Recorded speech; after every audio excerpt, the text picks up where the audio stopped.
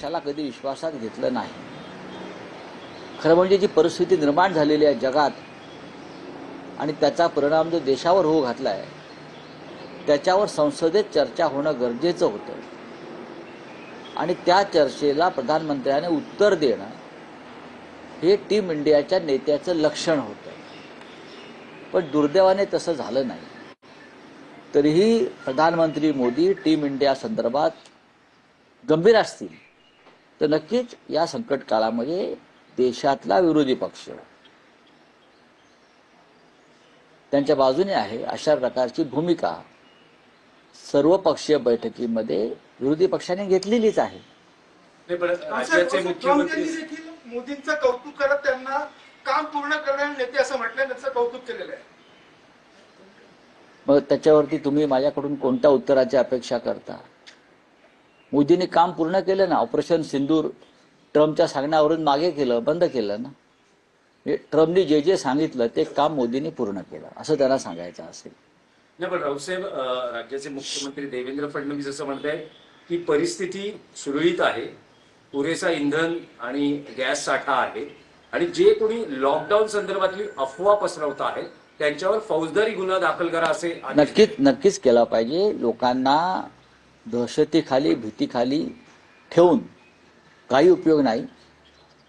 आपल्याकडे जर पुरेसा इंधन साठा आणि गॅसचा साठा असेल आणि तसं आश्वासन, तसा विश्वास देशाच्या प्रधानमंत्र्यांनी दिला असेल तर आपण त्यांच्यावर विश्वास ठेवला पाहिजे. इराणनं त्या संदर्भात घेतलेली भूमिका ही भारतीय जनतेच्या संदर्भात अत्यंत महत्त्वाची आहे. भारतीय जनतेच्या भावना लक्षात घेऊन इराणनं होर्मुझ बंदरातून आपल्या गॅसचा साठा असलेल्या जहाजांना बाहेर पडण्यास परवानगी दिली, आपण पाहिलं असेल. त्याच्यामुळे भारत आणि इराण जे पूर्वपार आलेले संबंध आहेत त्याच्यामुळे भारतातला इंधन आणि गॅसचा साठा सध्या पुरेसा आहे असं चित्र दिसत आहे. रावसाहेब, राज्यातलं भोंदूबाबा प्रकरण आहे, रुपाली चाकणकर यांच्या हे प्रकरण बरंच अंगलट आलेलं आहे. आधी राज्य महिला आयोग अध्यक्षपदाचा राजीनामा आणि आता काल प्रदेशाध्यक्षपदाचा राजीनामा. हा त्यांच्या पक्षाचा एक अंतर्गत विषय आहे. ज्या प्रकरणात त्यांचं नाव आलं ते प्रकरण अत्यंत गंभीर आहे, लाजिरवाण आहे, राज्याला कलंकित करणार आहे. पण एकट्या चाकणकरच आहेत का? नाही. त्याच्यामध्ये राज्यातले आणि देशातले अनेक महत्त्वाचे नेते खरं म्हणजे आहेत. अनेक नेते आहेत. स्वतः दीपक केसरकर म्हणतात मीच का 40 आमदार तिथे जात होते. हे कोण सांगतंय?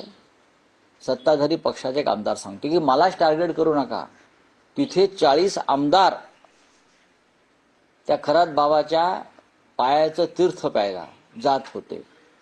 आता हे 40 आमदार कोण हे देवेंद्र फडणवीस यांनी जाहीर केलं पाहिजे.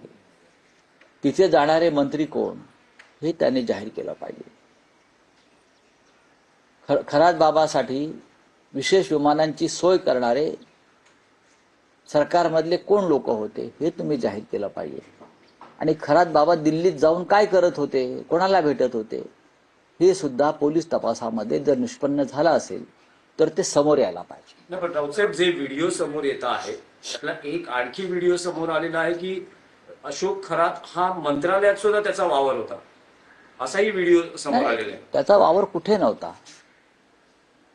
त्याचा वावर सर्वत्र होता. बहुतेक तो पंचमहाभूतापैकी एक असावा अशा पद्धतीने त्याचा वावर होता.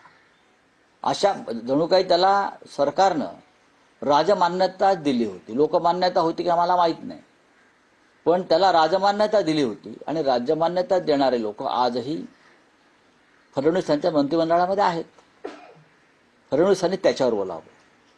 रावसाहेब, मंगल प्रभात लोढा यांनी जैन समुदायासाठी विशेष सोय केली आहे. सिलेंडरसाठी पत्र द्या असं त्यांनी पत्र जैन समुदायांना द्यायला सुरुवात केली आहे. ठीक आहे, एक लक्षात घ्या, प्रत्येक गोष्टीवरती उत्तर दिलं पाहिजे असं नाही.